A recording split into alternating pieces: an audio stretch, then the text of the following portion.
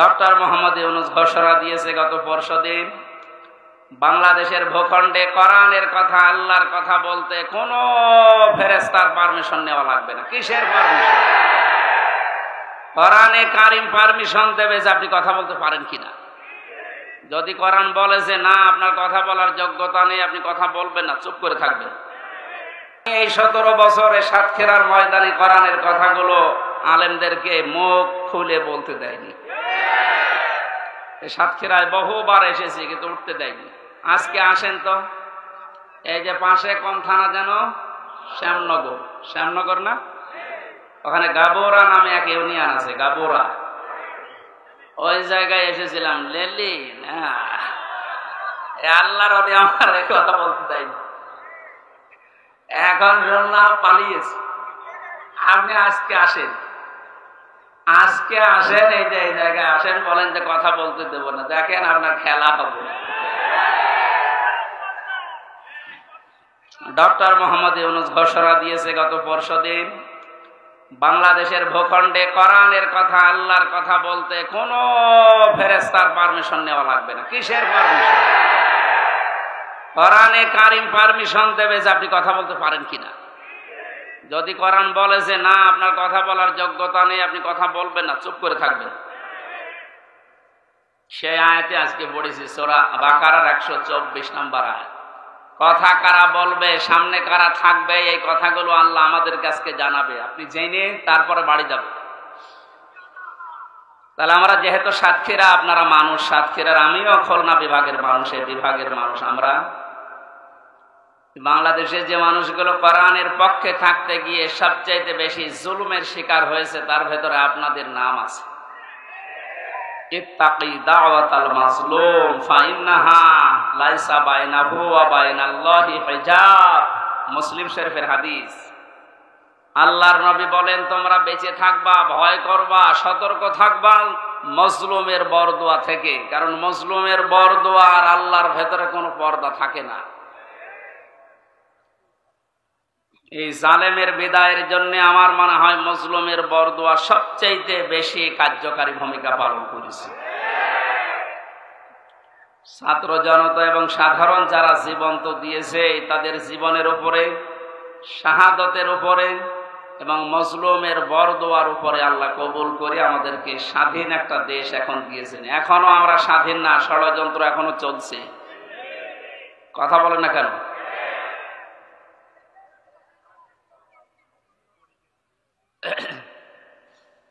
আল্লাহ রাব্বুল আলামিন এই আয়াতের ঘোষণা দিয়েছেন, তিনিই তোমাদেরকে নির্বাচিত করেছেন তার দ্বীনের জন্য। আর দ্বীনের উপরে চলতে গিয়ে, দ্বীনের কথা বলতে গিয়ে যে বাধা বিপত্তিগুলো আসবে, আল্লাহ নিজে ওইগুলো তার পক্ষ থেকে দূর করে দিয়েছেন। মিল্লাতা আবিকুম ইব্রাহিম হুয়া সাম্মাকুমুল মুসলিমিন। তোমাদের জাতির পিতা হযরত ইব্রাহিম আলাইহিস সালাম। কোরআনের আয়াতকে বাদ দিয়ে জোর করে যারা জাতির পিতা দাঁড় করিয়েছিলেন, একটা আওয়াজ দাঁড়িয়ে নেই, সব মিশে গেছে। এমনকি এক্সপ্রেসওয়ের নাম পর্যন্ত জনগণ এখন পাল্টিয়ে দিয়েছে জাতির পিতা ইব্রাহিম আলাইহিস সালাম এক্সপ্রেসওয়ে। খাবার পাশ দিয়ে একটা রোড গেছে, ইব্রাহিম খলিলুল্লাহ রোড। বাংলাদেশের বহু ব্রিজের নাম, বহু সেতুর নাম, বহু রোডের নাম এখন আমাদের যিনি আসল জাতির পিতা তার নামে নামকরণ অলরেডি হয়ে গেছে। এজন্য কোরআনের উপরে মাস্তানি করে কিছু চাপিয়ে দিতে যাবেন না, ওটা টিকবে না। কথা বলেন না কেন? কোরআনে সূরা হজের ভেতরে আল্লাহ মূর্তির বিরুদ্ধে কথা বলেছিলেন, যে মিথ্যা কথা থেকে বেঁচে থাকবা আর মূর্তি পূজা থেকে বেঁচে থাকবা। অথচ সেইটা জাতির উপরে মুশরিকদের কথা মতো অনেকেই চাপিয়ে দিয়ে মনে করেছিল অমর হয়ে যাবে। আমার তো এখন মনে হচ্ছে যত টাকা খরচ হয়েছিল এই ভুয়া জাতির পিতার জন্য, সব টাকাগুলো এখন পানিতে ফেলেছে। এগুলো যদি মানুষের জন্য খরচ করতেন, এই মানুষগুলোই এই লোকটার জন্য হয়তো দোয়া করলে আল্লাহ কবুল করলেও করতো, কিন্তু যা করলেন দোয়া করার মতো রাস্তাও আর তো রাখলেন না, সব নষ্ট করে দিলেন। আমাদের যে নাম মুসলিম, আজ অনেকেই স্লোগান দিচ্ছে তুমি কে আমি কে, বাঙালি বাঙালি, এটা বলা জায়েজ নেই। আমাদের পরিচয় বাঙালি না, আমাদের পরিচয় মুসলিম। কথা বলেন না কেন? আর দেশ হিসাবে যেহেতু বাস করি এই দেশে, এই জন্য আমরা বাংলাদেশি। এই শব্দটাকে আমি বানালাম। কোরআনে কারিমে আল্লাহ যে আয়াতের মাঝের অংশে জানিয়েছেন হুয়া সাম্মাকুমুল মুসলিমিন, এই যে হুয়া এর ফাইল বা কর্তা হযরত ইব্রাহিম নবী, আমাদের যিনি জাতির পিতা, তিনি আমাদের নাম দিয়েছেন যে তোমরা মুসলিম জাতি হিসাবে তোমাদের নাম আমি মুসলমান, এটা রাখলাম। বলেন সুবহানাল্লাহ। এখান থেকে একটা মাসলা বের হয়। এদিকে তাকান, যেখানে সেখানে মাহফিল নিয়ে তো ঝামেলাগুলো হয় এই কারণে, এরা জায়গাগুলো আসলে ঠিক মতো হয় না, তখন আলোচনাটাই উঠিয়ে যায়। আরে ভাই, ওয়াজি যদি শুনতে না পারেন তো এসএসএমএসি করে লাভ আছে? অন্তত কানে তো শুনতে পারছেন। আবার কথা বলেন, এমনি গ্রাম্য মাইক নিয়েছে, কথা বন্ধ করেন।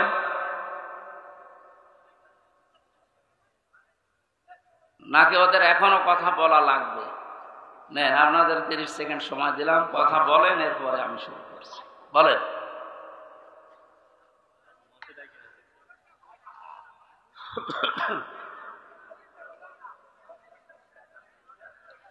আমার ভাইরা, এখান থেকে যে মাসলাটা বের হয়, মা বোনেরা যারা বিভিন্ন জায়গায় বসে শুনতেছেন, আপনারও এখানে একটা দায়িত্ব বের হয়। মার বাবা হিসাবে দায়িত্ব হচ্ছে, সন্তান হওয়ার পরে মা বাবার প্রথম দায়িত্ব হচ্ছে তার একটা অর্থবোধক ইসলামী সুন্দর নাম রাখা। যেহেতু আমাদের পিতা হযরত ইব্রাহিম নবী, তিনি জাতির পিতা হিসাবে জাতির নাম রেখে দিলেন মুসলিম বা মুসলমান। আমরাও যারা সন্তানের মা বাবা হব, আমাদের প্রথম দায়িত্বই হবে একটা অর্থবোধক নাম রাখা। এটা আমাদের জাতির পিতা ইব্রাহিম আলাইহিস সালাম থেকে আমরা পেয়েছি। মাজলুমের দোয়া থেকে বেঁচে থাকার জন্য নবীজি আহ্বান জানিয়েছেন। এদেশের সবচাইতে বড় মাজলুম যারা ছিল তারা আলেমেরা। আজকে যার নাম দিয়েছেন শহীদ আল্লামা দেলাওয়ার হোসাইন সাইদি, কত বড় মাজলুম, 13টা বছর এক ঘরের ভেতরে কাটিয়ে গেল। দোয়া করতেন মাঝে মাঝে, রব্বুল আলামিন আমাকে সাধারণ ভাবে মরণ দিও না, আল্লাহুম্মা ইন্নী আসআলুকা শাহাদাতান ফি সাবিলিক, তুমি যদি মরণ দিও আমাকে শাহাদতের মরণ দিও। আল্লাহ কবুলও করেছে, সাধারণ ভাবে মারা যায়নি, ওনাকে মারা হয়েছে। অন্যায় ভাবে যাকে মারা হয়, ইসলামের দৃষ্টিতে তাকে শহীদ বলা হয়। কথা বলো না কেন? আবু সাইদকে যে অন্যায় ভাবে মারা হয়েছে, এরপরও যারা শহীদ বলতে রাজি ছিলেন না, এখন চাপে পড়ে তারা শহীদ বলছে। রফিক নামে এক হুজুর নাকি কয়েকদিন আগে ভিডিও ছেড়েছিল যে আবু সাইদ শহীদ না, ওরে জোর করে বুক পেতে দিয়েছে। তাই গতকালকে নাকি ক্ষমা চেয়েছে যে আমার ভুল হয়ে গেছে। সুতরাং ভুল যখন স্বীকার করেছেন, এখন আর উল্টাপাল্টা কথা বলবেন না, কারণ এখন আর জালেমরা এদেশে নেই। জালেম সব পালিয়েছে, আর যারা আছে সব গর্তের ভেতরে আছে। আল্লাহ বলেছিলেন না, ইন্দুরের গর্ত পাবা না, তার দোয়া কবুল হয়ে গেছে। ইন্দুরের গর্ত আর পারছে না। আজকেও দেখলাম একজনকে জোতার মালা পরিয়ে জালেমের জুলুমের প্রতিশোধ নিচ্ছে জনগণ। এই 17-18 দিন হয়ে গেল, এরপরও যদি আপনার জোতার মালা এখনো না সরে, তো এ দেশে জালেমদের আর জায়গা হবে বলে আমার বিশ্বাস হয় না। সুতরাং জালেম ছাড়া ওনার হয় বিধান নেন আর মরে যান। বহু মানুষের ক্ষতি করেছে। রব্বিলা তাযারনি আলাল আরদি মিনাল কাফিরিনা দাজ্জারা। নূহ আলাইহিস সালাম বলেছিলেন, আল্লাহ কাফেরদের একটা আন্ডা বাচ্চা পর্যন্ত জমিনে না থাকে, কারণ ওর পক্ষ থেকে যেটা জন্মাবে ওইটাও হারামি হবে।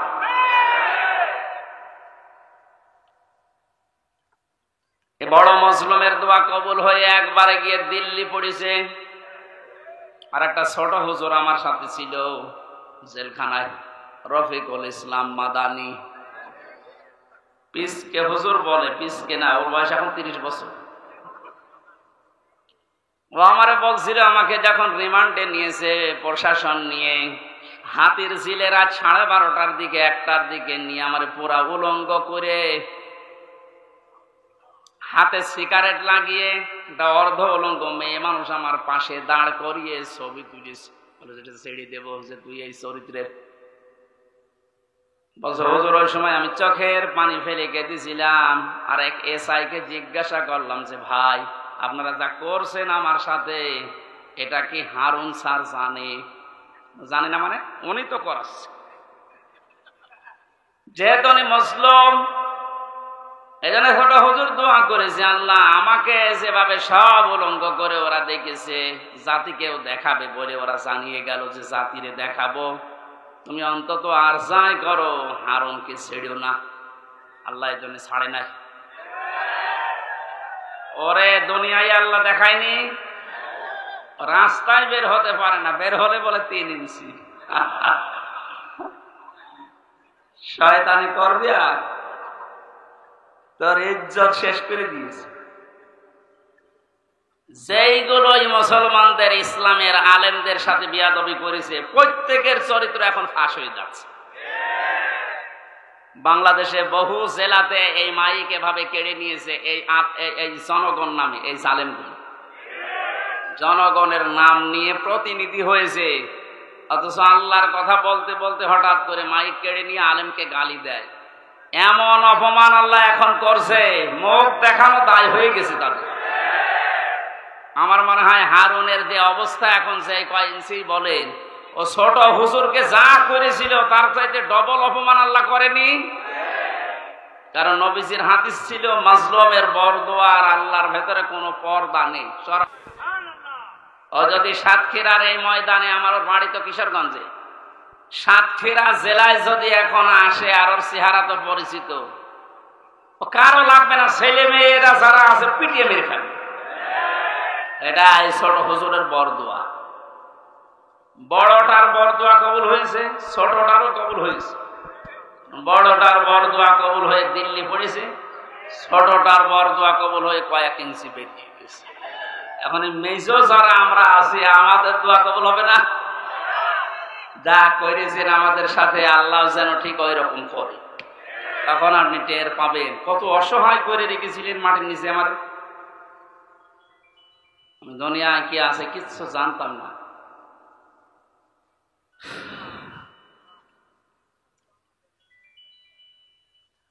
আমার ভাইরা,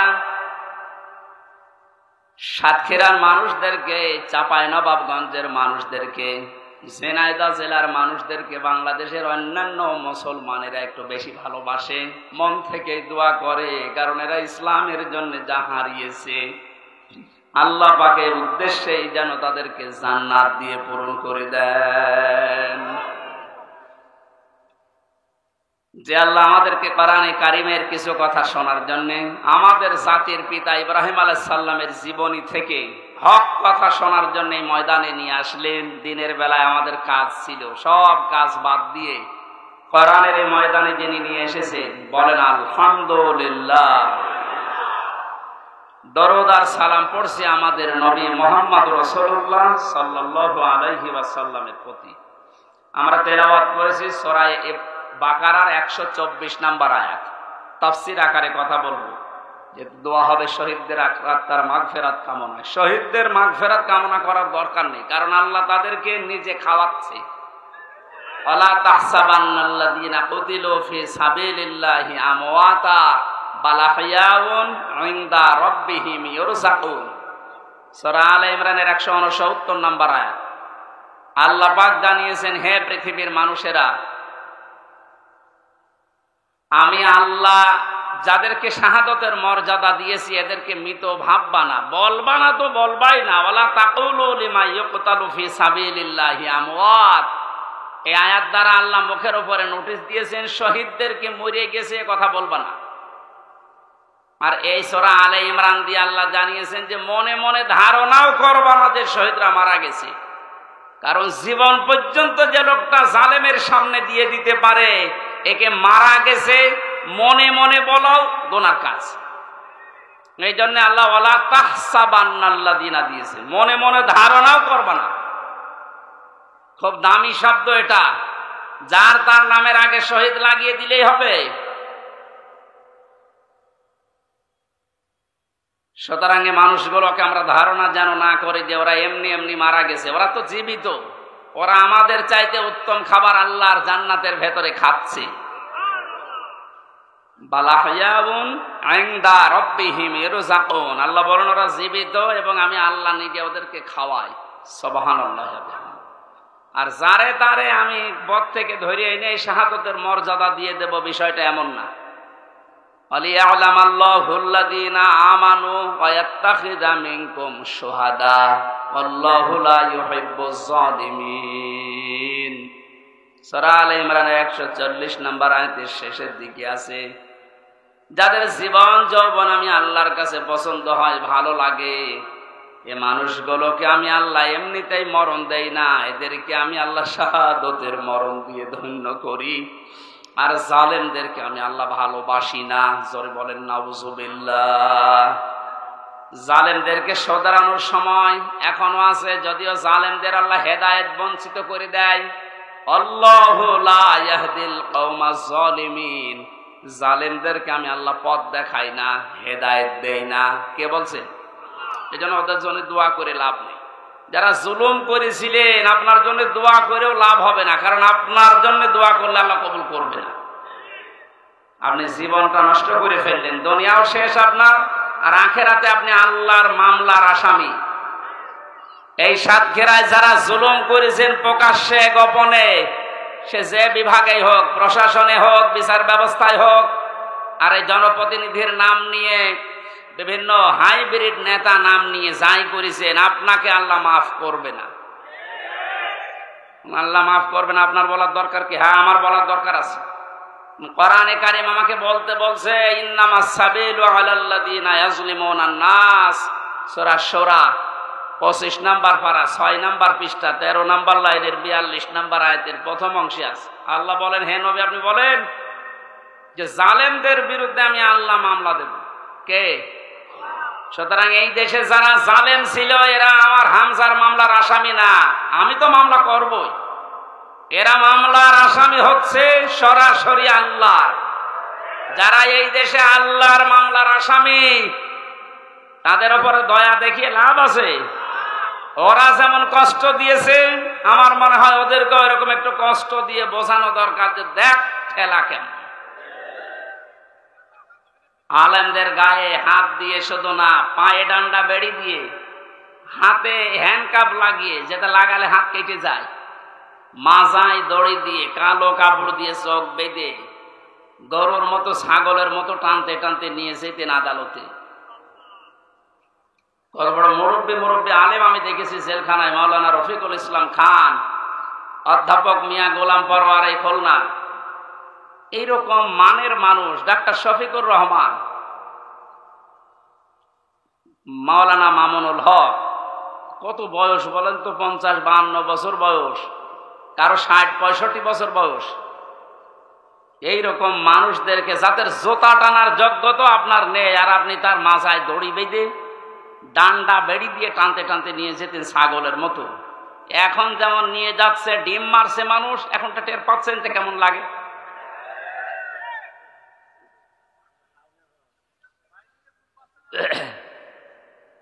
এখন যে শয়তানগুলো রিমান্ডে আছে, কয়েকদিনের পত্রিকা এবং এই যে ভিডিও আসতেছে, রিমান্ডে এখন তো আমাদের মতো কষ্ট এদের দিতে দিচ্ছে না, আদালত নাকি বলে দিয়েছে ওইসব দরকার নেই, খালি এমনি জিজ্ঞাসা করবে। শুধু জিজ্ঞাসা করছে তাই নাকি কাঁদছে, আর কিছু শয়তান আছে কিছু কথা বলেন শুধু হাসতেছে, মানে পাগলের ভয় তৈরিছে।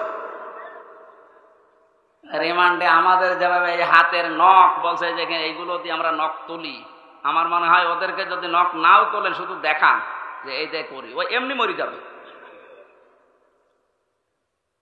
আমার ওই কাছের ঘরের ভেতরে মাটির নিচে যখন ওই যন্ত্রপাতিগুলো বের করে বলছিল যে এই দেখেন এইগুলো দিয়ে আমরা নখ তুলি, বলেন তো সব ওরা আর আমি একা, পৃথিবীর কেউ জানে না, সব থেকে বিচ্ছিন্ন। কেমন লাগে ওই সময়?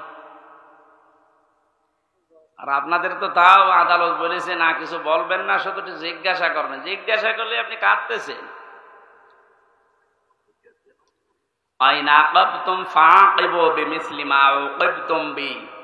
প্রতিশোধ নেওয়া জায়েজ আছে অতটুকু যতটুকু আমি অত্যাচারিত হয়েছি। ডাক্তার শফিকুর রহমান এই জন্য ঘোষণা দিয়েছেন, যাদের কারণে 17 বছর এই দেশের জনগণের বিভিন্ন সাইডে দিক এবং বিভাগে অত্যাচারিত, জুলুম, নির্যাতন, মিথ্যা মামলা, ঘরে থাকতে পারে না, চাকরি বাকরি দেয়নি, এবং মিথ্যা মামলা দিয়ে শুধু শেষ করেনি, মিথ্যা সাক্ষী সাজিয়েছে। শুধু মিথ্যা সাক্ষী দিয়ে শেষ করে দিলে হতো, বা সাজা লাগিয়ে কাউকে ফাঁসি দিয়েছে, কারো যাবজ্জীবন দিয়েছে। এইগুলো তো তারা জীবনও মাফ করবে না, কারণ যে ক্ষতি আপনি তার করে দিলে তার পরিবারের। এখন এই দেখে দেখে সব আইনের আওতায় এনে আপনাদেরও ঠিক এইভাবেই বিচার করা হবে, আপনাদের বানানো আইন। কথা বলেন না কেন? সে আইন বানিয়ে রেখে গিয়েছিলেন, এখন আপনি মরবেন ঠিক ওই আইনে। আয়না ঘর আপনি বানিয়েছেন। আয়না মানে চারিদিকে আয়না দেওয়া না, কোনো আয়না নেই। ওই জায়গায় এখন আপনাকে 10 দিন রাখি, আপনি দেখেন যে মানবতার সাথে কি ঠাট্টা আপনি করেছিলেন। এরপরও টিভির সামনে এসে সাংবাদিকদের সাথে এসে আপনার বলতে লজ্জা করে না যে কেন জনগণ খেপে যাচ্ছে? আমি তো বুঝতে পারছি না। বুঝতে পারছেন না? এদিকে আসেন, আপনাকে বোঝাচ্ছি, জোরে কোদাল দিয়ে বোঝাচ্ছি। যা করেছেন আল্লাহর আরশ কেঁপে গেছে। এই জন্য আমাদের যিনি জাতির পিতা হযরত ইব্রাহিম আলাইহিস সালাম, তাকে আল্লাহ যে পরীক্ষাগুলো করেছিলেন জীবনে, ফিরি ফিরি জাতির পিতা তিনি হননি। 50টা পরীক্ষা দিয়েছিলেন। কয়টা? আল্লাহ পাক আমাদেরকে শোনাচ্ছেন আমরা যেন এরকম বাবার সন্তান হিসাবে গর্ববোধ করি। এদেশে আজও যারা এই কথা বলে, আমার কুষ্টিয়ায় ওই সময় যখন ছিলাম, ওই সময় যিনি এসপি ছিল, ওর নাম নিতে আমার ঘৃণা হয়। এই কোলাঙ্গা, ও আমার নিজের অফিসে ডাক দিয়ে বলছে, হ্যাঁ আপনি জাতির পিতা, ওনাকে মানেন না? ইব্রাহিম আলাইহিস সালামের কথা বলেন। কি গো? আমি বলি এ তো কোরআন বলিস। না, ওইটা বলা যাবে না।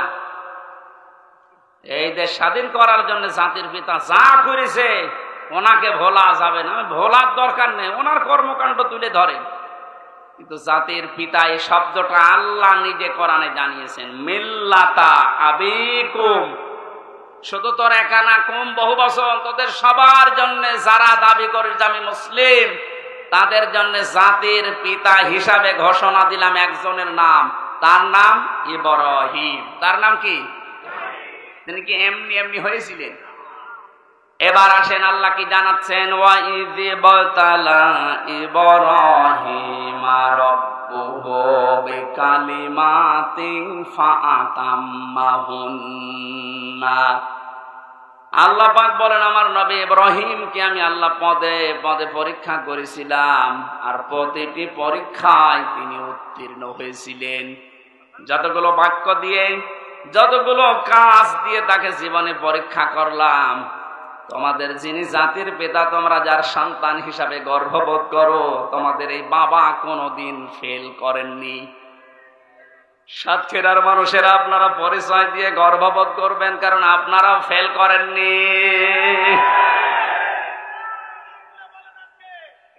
বাংলাদেশের বহু জেলার লোকেরা ফেল করে গেছে, বিশেষ করে গোপালগঞ্জের ফেল হয়ে গেছে।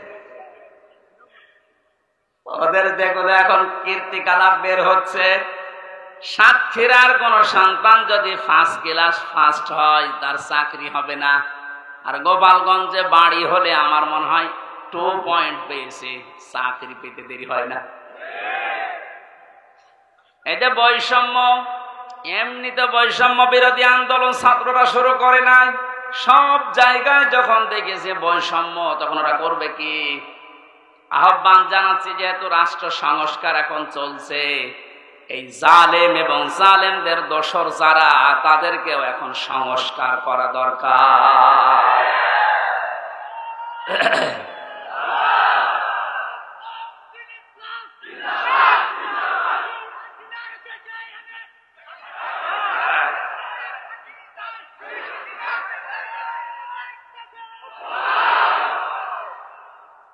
সাতক্ষীরাবাসী 50টা পরীক্ষার ভেতরে আমি পেয়েছি ঈমান সম্পর্কে পড়া কোরআনে আল্লাহ জানিয়েছেন, তোমাদের পিতাকে 10টা পরীক্ষা করেছিলাম।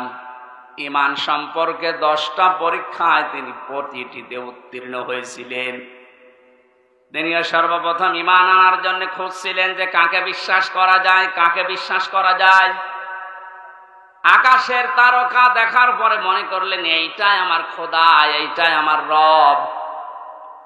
যখন এটা মিটে যায়, লিভে যায়, দূর হয়ে যায়, তখন তিনি বলেছিলেন না, যেটা দূর হয়ে যায়, ডুবে যায়, এটা অস্তমিত হয়ে যায়, ওইটা আমার মালিক হতে পারে না। তিনি খোঁজ করলেন, রাতের বেলা চাঁদ দেখলেন, মনে করলেন এটা আর একটু বড় আছে, এটা আমার আসল রব। সকালবেলা যখন দেখলেন না, ওইটাও আর নেই, মিলিয়ে গেছে, বললেন না, যেটা ডুবে যায় এইটা আমার মালিক হতে পারে না। কোরআনে কারিমে আল্লাহ সূরা আনআমের ভেতরে এগুলো আমাদেরকে শোনাচ্ছেন শিক্ষা নেওয়ার জন্য। এখানে একটা শিক্ষা বের হবে, ভালো করে তাকান। দ্বিতীয় নম্বরে, সকালবেলা যখন সূর্য দিগন্তে দেখলেন যে পূর্ব দিগন্তে সূর্য উঠেছে, আস্তে আস্তে যখন বড় হতে লাগে, প্রখর রোদ যখন হয়, তখন বললেন এইটা আমার রব হবে, এইটাই আমার খোদা হবে। সন্ধ্যাবেলা যখন ওইটা পশ্চিম আকাশে মিলিয়ে যায়, বললেন না, যেটা অস্তমিত হয়, ডুবে যায়, ওইটা আমার মালিক হতে পারে না। জাতিকে তিনি জানালেন, ইন্নী ওয়াজ্জাহাতু ওয়াজহিয়া লিল্লাযী ফাতারাস সামাওয়াতি ওয়াল আরদা হানিফা ওয়া মা আনা মিনাল মুশরিকিন। সূরা আনআমের 79 নম্বর আয়াত। হযরতে ইব্রাহিম নবী জাতিকে ডাক দিয়ে বললেন, হে আমার জাতির লোকেরা, এতদিন পর্যন্ত যাদেরকে খোঁজ করে পেয়েছিলাম, একটাও স্থায়ী না, সব অস্থায়ী, সব অস্তমিত হয়ে গেছে, ডুবে গেছে। আমি আমার এই চেহারাকে ধরিয়ে দিলাম ওই আল্লাহর দিকে, যিনি আসমান আর জমিনের উদ্ভাবক, যিনি বানিয়েছেন এটা। হানিফা, আমি একনিষ্ঠভাবে ঘুরলাম আল্লাহর দিকে। আমান আমিনাল মুশরিকিন, আর আমি মুশরিকদের অন্তর্ভুক্ত না। আমাদের জাতির পিতা তিনি শিরিক থেকে মুক্ত হয়ে ঘোষণা দিলেন যে আমি মুশরিক না। অথচ এই দেশে কত অবৈধ সন্তানেরা বিভিন্ন মুশরিকদেরকে খুশি করার জন্য জাতিকে প্রকাশ্য শিরিক করিয়েছে, মুশরিক বানিয়েছে। বিভিন্ন স্কুল কলেজে আমি দেখেছি, ভিডিও দেখেছিলাম, একটা মূর্তি সামনে নিয়ে, ছবি সামনে নিয়ে ছেলেমেয়েরা যে মাথা নিচু করে সম্মান জানাচ্ছে। অথচ আল্লাহর নবী জানিয়েছেন, লা ইয়াদখুলুল জান্নাতা লা তাদখুলুল মালাইকা বাইতান ফিহি কালবুন আও তাসাবির। ওই ঘরের ভেতরে রহমতের ফেরেশতা প্রবেশ করে না যেখানে মানুষের ফটো থাকে আর কুকুর থাকে। অথচ প্রত্যেকটা অফিস, আদালত, বাড়ি, দোকানঘাট, সব জায়গায় এই শিরকটা চালু করার জন্য উঠে পড়ে লেগেছিল। আল্লাহ এমন ভাবে বিদায় দিয়েছে জিল্লতির সাথে, আজকে আসার সময় দেখলাম বাবার মুখ দেখা যাচ্ছে না। আমাদের পিতা যদি শিরিক থেকে মুক্ত হওয়ার জন্য ঘোষণা দিতে পারে, ও সাতক্ষীরাবাসী, জীবনে আজকে ঘোষণা দেবেন, আর যাই করি আমি শিরিক করব না। জীবন চলে যাক, নবীজি জানিয়েছেন, আমার উম্মতেরা, তোমাকে যদি জবাই করা হয়, আগুনের ভেতরে পুড়িয়ে ফেলা হয়, এরপরও কোনোদিন শিরিক করবা না। কি এখানে কি সাপ? সাপ ধরে এই যে এখানে ফেলে দেন, সাহস আছে যার তারা ধরতে বলে। ও ধোড়া সাপ আর কি, ওর রওশনের সাথে আর জীবন যৌবন সব শেষ। সাহস যার আছে তারা বলেন যে মাথা চেপে ধরে এদিকে ফেলে দিতেন। কি হলো, আপনি কি ওটা হাতে করে বসে আছেন? আসেন, মেরে ফেলেছেন? মেরে ফেলা ঠিক হয়। আমার ভাইরা, বলে ইব্রাহিম আলাইহিস সালাম তিনি অনুসন্ধান করে খোঁজ করে পেয়েছিলেন কাকে? বলেন না কেন? আর আমাদেরকে এ জাতির আলেমরা, নবীর ওয়ারিসরা চোখে আঙ্গুল দিয়ে দেখায়, এরপরও আমরা সত্যকে সত্য জানার পরও মানতে চাই না। তাহলে উনি ইব্রাহিম আলাইহিস সালাম জাতির পিতা হয়েছিলেন প্রথম পরীক্ষায় পাস। তিনি ইমানের 10টা পরীক্ষা দিয়েছিলেন, এখানে আমরা 3টা পেয়েছি। একটা তারকা দিয়ে, একটা চন্দ্র দিয়ে, আর একটা সূর্য দিয়ে। রব্বুল আলামিন বলেন তাকে আমল সম্পর্কে আমি পরীক্ষা করেছিলাম 30টা। প্রতিটি আমলে হযরত ইব্রাহিম আলাইহিস সালাম তিনি পাস করেছিলেন। জোরে বলেন সুবহানাল্লাহ। হযরত ইব্রাহিম আলাইহিস সালাম যে 30টা পরীক্ষা দিলেন আমলের, এটা সূরা তাওবার ভেতরে পেয়েছি 112 নম্বর আয়াতে 10টা, সূরা মুমিনুনের 1 থেকে 10 নম্বর আয়াত পর্যন্ত 10টা, সূরা আহজাবের 35 নম্বর আয়াতে 10টা। এখন তাফসীর আকারে যদি এক একটা পয়েন্টের উপরে বলতে যাই অন্তত 3 দিন সময় লাগবে। এজন্য সামারাইজ করে বলছি, আমরা যদি হযরত ইব্রাহিম নবীর মতো আমলেও পাস করতে চাই, সূরা তাওবা, সূরা মুমিনুন, সূরা আহজাবের যে আয়াত নাম্বার বললাম, এইগুলো অবশ্যই আপনাকে জীবনে মিলিয়ে দেখাতে হবে। আল্লাহ আমাদেরকে প্রতিটা বিষয় আমাদের প্র্যাকটিক্যাল লাইফে মেলানোর তৌফিক দিন, কারণ আমরা যোগ্য বাবার যোগ্য সন্তান হতে চাই। এমন সন্তান আপনি রেখে গেলেন, সন্তানের কারণে আজ হাজারো মানুষ ধিক্কার দিচ্ছে, গালিগালাজ করছে। প্রফেসর ডক্টর মোহাম্মদ ইউনূসকে জিজ্ঞাসা করেছেন যে উনি তো চলে গেল পালিয়ে, এখন ওনার বাবারে যে মানুষ ভেঙে ফেলছে, কি করেন, কি বলেন আপনি? উনি জবাব দিয়েছে, ওনার মেয়ের জিজ্ঞাসা করেন কি কাজ করেছে তার মেয়ে, যে সে যেতে দেরি, তার বাবা আর দাঁড়িয়ে থাকতে পারে নাই। আমি কি করে বলবো যে করেছে এগুলো? তার মেয়েকে জিজ্ঞাসা করেন, জবাব পাবেন। মেয়েরে পাবেন কোথায়? সে নাকি এখন ওখান থেকে মাঝে মাঝে ভিডিও বার্তায় কথা বলছে, কিছু কিছু জালেম তার সাথে কথা বলে আর এখান থেকে সাহস দিচ্ছে। আপা ভয় পাবেন না, ঘাবড়াবেন না, আপনি ঘাবড়িয়ে গেলে আমরা নরম হয়ে যাই।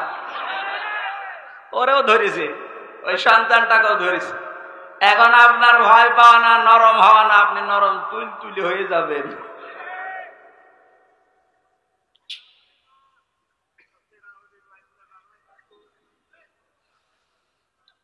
এরপরে পেয়েছি ফিতরাত বা স্বভাব সম্পর্কে তিনি 10টা পরীক্ষা করেছিলেন। এটা মারেফুল কোরআন, তাফসিরে হাক্কানি, এগুলোতে পাবেন।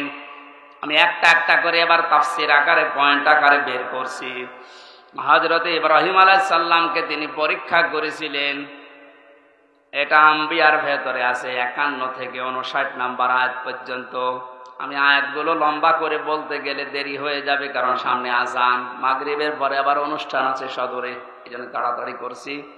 মোবাইলে তুলে নিতে পারেন, রেকর্ড হচ্ছে, কালকে এগুলো মিলাবেন। আমি 1 ঘন্টায় আর কি বলবো, যার তথ্য দিচ্ছে এগুলো মিলিয়ে যদি জীবন চালাতে পারেন, আপনি যোগ্য বাবার যোগ্য সন্তান হিসাবে মাথা উঁচু করে দাঁড়াতে পারবেন। জীবন চলে যাক, আপনি মারা যান, আর যাই হোক না কেন জীবনে যেন কোনোদিন শিরিক করবেন না। মা বোনদের ভেতরে এটা অনেক বেশি। আল্লাহ যেটা পারে ওইটা অন্য কেউ পারে, এই কথা বিশ্বাস করার নাম হচ্ছে শিরিক। এক কথায় উত্তর দিয়ে দিলাম, আল্লাহ যেটা পারে ওইটা অন্য কেউ পারে, এই কথা বিশ্বাস করার নাম কি? আপনারা আমল নামাজ রোজা একটু কম হোক, আল্লাহ মাফ করবে, কিন্তু শিরিক করলে কোনো মাফ নেই। কথা বুঝতেছেন? আপনারা 5 ওয়াক্তের জায়গায় 15 ওয়াক্ত নামাজ পড়া লাগবে না, সারা দিন আপনারা সারা রাত রোজা রেখে কাটানো লাগবে না, এরকম না। আপনি আমল একটু কম হোক, কিন্তু শিরিক যেন না হয়। এই জন্য উনি ঘোষণায় দিয়েছিলেন, ওমা আনা মিনাল মুশরিকিন, আমি মুশরিক না, আর যাই হোক আমি কি না। আর এমন একটা জায়গায় আমরা পৌঁছিয়ে যাচ্ছিলাম যে আমরা বলতে বাধ্য হচ্ছিলাম যে আমি দাদা। কথা বলেন না কেন? কি একটা মারাত্মক অপরাধ থেকে আল্লাহ আমাদেরকে বাঁচিয়ে দিয়েছেন। কিয়ামতের ময়দানে সবচাইতে বড় কঠোর আযাব দেবেন আল্লাহ মুশরিকদেরকে। ফাকাদিমনা ইলা মা আমিলু মিন আমালিন ফাজআলনাহু হাবাআম মানসুরা। সূরা ফুরকানের ভেতরে আছে, আল্লাহ বলেন কিয়ামতে যখন আমলনামা সামনে আসবে, যদি শিরিক কিছু পাই, ওটা ধূলিকণার মতো ওর মুখের উপরে নিক্ষেপ করে বলবো তোর কোনো বিচার নেই। জোরে বলেন নাউজুবিল্লাহ।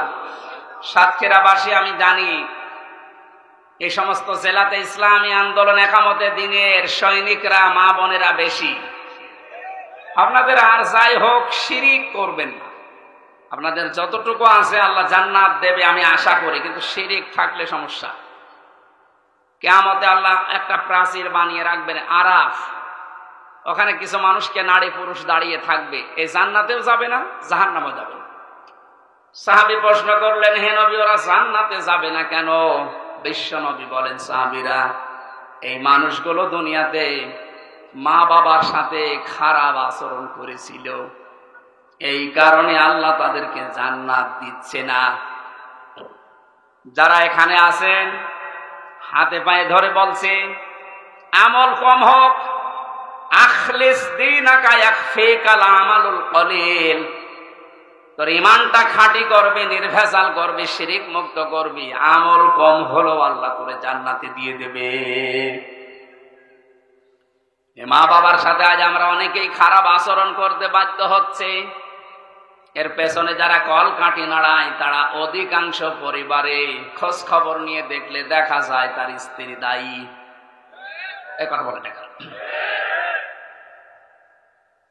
একটা মা হওয়ার জন্য যে কষ্টটা সহ্য করেছে আপনার আমার আর মা, এই পৃথিবীতে আমার মুখটা দেখার জন্য বিজ্ঞান এখন প্রমাণ করছে 57 ইউনিট কষ্ট সহ্য করা লাগে একটা সন্তানকে দুনিয়ায় আনতে মায়ের।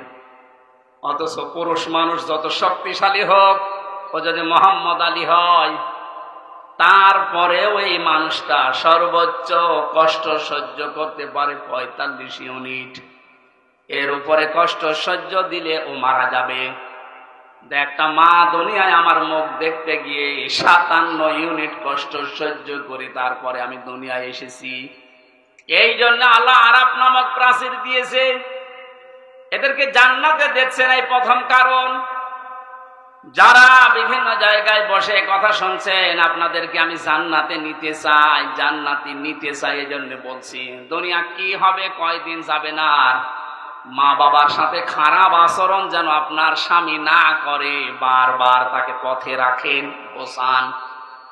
এমনকি তার নিকট আত্মীয় স্বজন যারা আছে, তার বোন আছে, তার ভাই আছে, তার চাচা আছে, ফুফু আছে, এগুলোর সাথে যেন সুন্দর আচরণ করে, তাদের হক আদায় করে, সমর্থ অনুযায়ী তাদের দেখাশোনা করে, টাকা পয়সা তাদের উপরে খরচ করে, এটা আপনি উদ্বুদ্ধ করেন।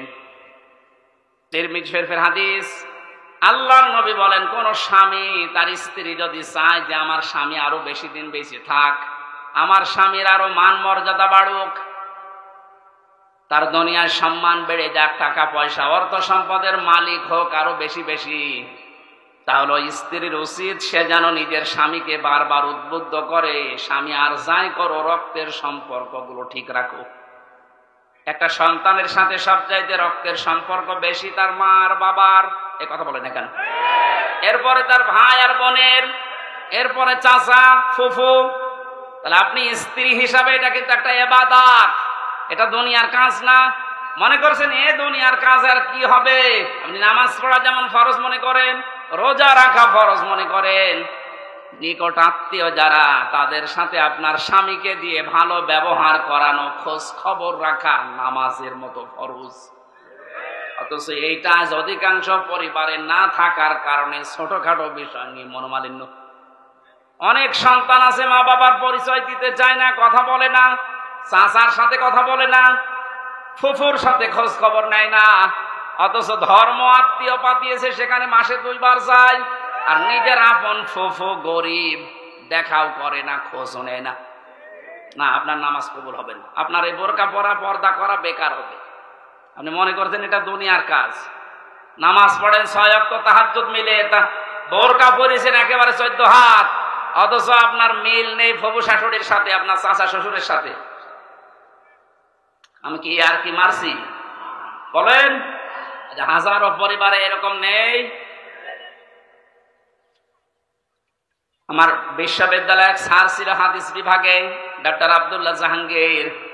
উনি বলছিলেন এক চেয়ারম্যান গেছে খুলনায়, সারাদিন কাজকর্ম করার পরে খুলনাতে ছেলের বাড়ি, ওখানে উঠেছে। রাত একটু বেশি হওয়ার কারণে বাবা বলছে, সন্তান আমি চলে এসেছি, একটু রাত বেশি হয়েছে, কিছু মনে করো না। বলছে আসেন বাবা। ভেতরে নিয়ে স্ত্রীকে বলছে, আমার বাবা এসেছে, রান্না করো। স্ত্রী বলছে না, আমি পারবো না। আমি সেই সন্ধ্যা থেকে রাত 11টা পর্যন্ত সিরিয়াল দেখতে দেখতে ক্লান্ত, পারবো না। অন্তর্বর্তীকালীন সরকার আসার পরে এই জিনিসটা অন্তত মাফ হয়েছে। ভারতের সিরিয়ালগুলো বন্ধ করে দিয়েছে। এখন আছে আর আমার মনে হয় অনেক মহিলা বরদোয়া দিয়েছে দিক, যেই বলেছে পারবো না, ওগুলো আপনার বাবা, আপনি রান্না করে খাওয়ান। চিন্তা করছে এখন যদি মারধর করে, যদি উচ্চবাচ্য করে আমার বাবা আবার জেনে ফেলবে। ঠিক আছে, কিছু না বলে বাবাকে বলছে, আব্বা তুমি কি খেয়ে এসেছো? ছেলের বাড়ি কেউ খেয়ে যায়? ও তো সব কথা শুনে ফেলেছে, লজ্জার খাতিরে বলছে ঠিক আছে, খাওয়া লাগবে না, আমি খেয়ে এসেছি। রাত 12:30, মাত্র 1.5 ঘন্টা পরে এসেছে। আর একটা ছেলে এসে কলিং বেল চাপ দিয়েছে। বাইরে যেয়ে দেখে ওর ছোট শালা। বলছে দোলা ভাই চলে আসলাম, আসো, তোমার দিয়ে খেলা শুরু হবে। স্ত্রীকে বলছে ওঠো। না, তোমার ভাই এসেছে, এবার উঠিস। আমি একটু বাড়িয়ে বলছি না, ভাই এসেছে, এবার উঠে রান্না বান্না করলেন। আগের যেটা ছিল ওইটাও যদি এই আচরণ করতেন, আমার মনে হয় কোন সংসারে বাংলাদেশে আলাদা হইতো না। আপনার মনটা এত ছোট কেন? একটু বড় করতে পারেন না?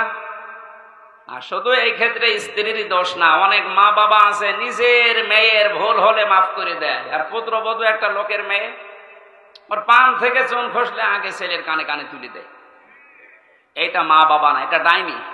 এ মরণের সময় বেঈমান হয়ে মারা যাবে, এই শ্বশুর শাশুড়ি ঈমান পাবে না। কারণ কষ্ট দিয়েছে মানুষকে। কাকে? যার অধিকার নষ্ট করেছেন, কষ্ট দিয়েছেন, আগে তার কাছে মাফ চাবেন। সে যদি মন থেকে মাফ করে দেয়, এরপরে আল্লাহ মাফ করবে। সুতরাং এরকম শ্বশুর শাশুড়ি এই ডাইনি মার্কা আছে না নেই? কারা আছেন এরকম হাত তোলেন তো। একজন এই লোকটা মরণের সময় ঈমান পাবে না, ও বেঈমান হয়ে মরবে। কারণ ওর দ্বারা ওর পুত্রবধূ, ওর বেটার বউ খুব ঝামেলায় আছে। সাতক্ষীরাবাসী রান্না বান্না যখন কমপ্লিট করেছে, ছেলেটা ডাক দিয়ে বলছে, আব্বা তোমার বৌমা রান্না করেছে, তুমি ওঠো। বাবা কিন্তু সব শুনতে পেয়েছে, ডাক দিয়ে বলছে, সন্তান আমার খাওয়া লাগবে না, তোরা খেয়ে ঘুমিয়ে পড়। সকালবেলা ব্যাগ গুছিয়ে বাপ চলে যাচ্ছে। ছেলের সামনে গিয়ে বলছে, আব্বা চলে যাও মানে? তোমার বৌমা রান্না করছে, খেয়ে যাবা না? চোখের পানি ফেলে দিয়ে বাবা বলে, সন্তান আমি যেদিন তোর শালা হব ওই দিন খেয়ে যাব। শুধু হাসির খোরাক কিনা, এটা বাস্তবতা। শুধু আমার ওই কুষ্টিয়া জেলার ওই চেয়ারম্যান শুধু এরকম আচরণ পেয়েছে? বাংলাদেশে বহু পরিবারে অনেক মুরব্বী এখন ঠিক ওই রকমই আছে। একটা মায়ের পেটে 8টা 10টা 12টা 15টা সন্তানের জায়গা হয়। অথচ এই মা বাবা শেষ বয়সে এসে গেলে এই 15টা বাড়ি মিলেও মা বাবার জীবন চলে না, তখন পালাপালি করে খাওয়ায়। নাউজুবিল্লাহ মিন যালিক। আমার মনে হয় মুরব্বী হয়ে গেলে এদেরকে নিয়ে এই 15টা সন্তান, 5টা সন্তান, এরা কাড়াকাড়ি করবে, কারণ এদের পেছনে যা খরচ করবেন সবগুলো সাদগা দেওয়ার মতো সওয়াব হবে। আর আমরা যারা সন্তান আছি আমরা চাইও এটা, কিন্তু আমরা পারি না অধিকাংশ পরিবারে বোর কারণে। এটা একটু বেশি বলে ফেললাম। যারা পারেন না বোর কারণে হাত তোলেন তো ভাই, সত্যি কথা বলেন, হাত তোলেন। ওয়াজ করা আমার ঠিক হলো, একটা মানুষের তাহলে এই সমস্যা, বাকিগুলো সবই আপনারা জান্নাতে আছেন আলহামদুলিল্লাহ। ওয়াজ আর করে করবো কি? মেয়েদেরকে ধন্যবাদ জানাচ্ছি, সাতক্ষীরার মেয়েদেরকে আলহামদুলিল্লাহ। একটা লোক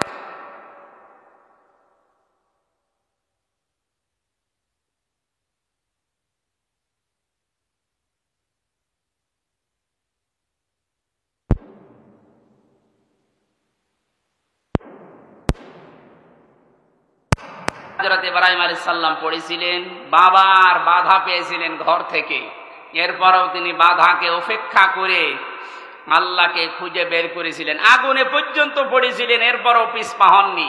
এরকম ইব্রাহিম নবীর সন্তানদের জীবনের সামনে পদে পদে পরীক্ষা আসতে পারে, ঘর থেকে, বাবার কাছ থেকে, মায়ের কাছ থেকে, স্ত্রীর কাছ থেকেও বাধা আসতে পারে। দিনের উপরে চলতে গিয়ে পিছপা হওয়া যাবে? এই পয়েন্টটা আমার নিজের দিকে তাকিয়ে বলছি, আমিও যেন পিছপা না হই। দুনিয়া একদিকে যাক, ইসলাম থাকবে আমার সামনে ইনশাআল্লাহ। দিন কায়েম করা এটা আমার জীবনের মূল লক্ষ্য এবং আসল কাজ। এটা জীবনের মেন কাজই এইটা। পৃথিবীর প্রত্যেকটা নবীকে আল্লাহ বলেছিলেন আনাকিমুদ্দিন, যে আমার ইসলাম কায়েম করেন, এ বিষয়ে কোনো মতপার্থক্য করবেন না, কারো বাধা মানবেন না। সুতরাং আমরা যেহেতু এই যে পৃথিবীতে দিনের খাদেম, কামলা, লেবার, যতদিন পর্যন্ত জীবনের শেষ দিন না আসে, বেতন হিসাবে জান্নাত পেয়েছি এ ঘোষণা না পাই, ততদিন পর্যন্ত আমাদের কোনো থামাথামি নেই। নামাজ যেমন ফরজ মনে করে পড়ি, রোজা যেমন ফরজ মনে করে রাখি, দিন কায়েম করব, আন্দোলন করব, এইটাও ফরজ মনে করি। আল্লাহ আমাদেরকে ওই রকম ঈমান তুমি ইব্রাহিম নবীর মতো দান করো। সমাজের বাধা পেয়েছিলেন, রাষ্ট্রের বাধা পেয়েছিলেন, বনবাসে পর্যন্ত গিয়েছিলেন। আমি তাফসিরে প্রায় 22-23টা তাফসির থেকে নোট করেছি, সবগুলো বলতে গেলে সময় পাচ্ছি না। হিজরতের পরীক্ষা দিয়েছিলেন, জবাই করেছিলেন সন্তানকে, প্রত্যেকটার শেষে কোরআনের আয়াত সেট করেছি। এরপরে কাবা নির্মাণ করে পরীক্ষা দিয়েছিলেন আল্লাহকে, হজের 26 নম্বর আয়াতে আছে। ফিতরাত সম্পর্কে তিনি পরীক্ষা দিয়েছিলেন 10টা, এই মাথার ভেতরে 5টা। নাকে পানি দেওয়া এই কাজটা ছিল না, এই জন্য আল্লাহ করোনা দিয়েছিলেন। বহু বিমানবন্দরে আমি দেখেছিলাম, অমুসলিম বিমানবন্দরে যে সমস্ত দেশে, ওরা পানির ব্যবহার করতো না, টিস্যু, শুধু টিস্যু দিত, এমনকি টয়লেট করার পরও টিস্যু। আল্লাহ এমন সিস্টেম করে দিয়েছে, নাকে পানি দিবি না, প্রতিদিন নাকে পানি অন্তত 5 বার করে দে। করোনা নামে যে রোগ, এটা আস্তে আস্তে দূর হয়ে যাবে। এটা আল্লাহ দিয়েছিলেন মনে হয় এই ইব্রাহিম নবীর এই ফিতরাতের প্রথম যে কাজটা ছিল, নাকে পানি দেওয়া। কত রকমের জার্ম দিনের ভেতরে আপনার নাক দিয়ে যায়, যত পরিষ্কার থাকবে তত রোগ থেকে আল্লাহ আপনাকে বাঁচাবে। এটা বিজ্ঞানসম্মত। 2 নম্বরে প্রতিদিন অন্তত কারণে অকারণে কুলি করবেন। মুখের ভেতরে যে সমস্ত জার্মগুলো আছে, কুলি করার দ্বারা আল্লাহ দূর করে দেয়। আমাদের জাতির পিতা ইব্রাহিম থেকে এগুলো পাওয়া। 3 নম্বরে তিনি মেসাক করতেন, হয় মেসাক করবেন কোনো ডাল, কাঁচা ডাল দিয়ে, তাহলে দাঁত ভালো থাকবে। যদি এরকম ব্যবস্থা না হয়, বিরাস ব্যবহার করতে পারেন। 4 নম্বরে তিনি গোপ দাড়ি কাটতেন, কিন্তু মুষ্টির ওপরে। প্রত্যেকটি নবীর দাড়ি ছিল 1 মুষ্টির নিচে। এরপরে ওনারা দাড়ি কাটা জায়েজ আছে, কিন্তু এর উপরে দাড়ি কাটা জায়েজ নেই। মোষকে বড় রাখা যাবে না, যদি ছোট ছোট করে রাখতে পারেন জায়েজ আছে। একেবারে রবীন্দ্রনাথ ঠাকুরের মতো রাখলে দই খেতে পারবেন না। এরপরে তেল ব্যবহার করতেন প্রত্যেকটি নবী। আমাদের জাতির পিতা ইনি শিখিয়েছেন তেল ব্যবহার করা। এখন তো ফ্যাশন হয়ে গেছে, মেয়েরা পর্যন্ত এখন আর মাথায় তেল দিতে চায় না, শুধু শ্যাম্পু দেওয়ার পরে চুল ফুলিয়ে থাকতে চায় কন্ডিশনার দিয়ে। না, মেয়েদের চুল হচ্ছে শুধুমাত্র স্বামীর জন্যে, এই মাসলাটা মনে রাখবেন। স্বামী বাদে মেয়েদের চুল তার বাবাকে দেখানো জায়েজ নেই, শুধু হালকা জায়েজ আছে দুলা ভাইকে দেখানো। এরপরে খাতনা করা, ছেলেরা যারা আছে খাতনা করা দরকার, যারা করেননি দিয়ে দেবেন, এটা অনেক রোগ থেকে বাঁচাবে। নাভির নিচের লোম পরিষ্কার করা, ঢেলা কলুপ ব্যবহার করা, নখ কাটা 7 দিনে একবার, এরপরে বগলের লোম পরিষ্কার করা। এই 10টা ইব্রাহিম নবীর ফিতরাত বা স্বভাব ছিল। আমাদের জাতির পিতা আমাদেরকে যা দিলেন, আগামীতে কোনো জায়গায় নিয়ে আসলে রাতের বেলা মাহফিল দেবেন, দিনের বেলা আসলে কথা তোলা যায় না। আমি তাফসীর আকারে কথা বলবো আর গলা ব্যথা করছে, রাত্রে আবার মাগরিবের পরে আছে, যেহেতু শেষ করে দিলাম। আল্লাহুম্মা আমিন।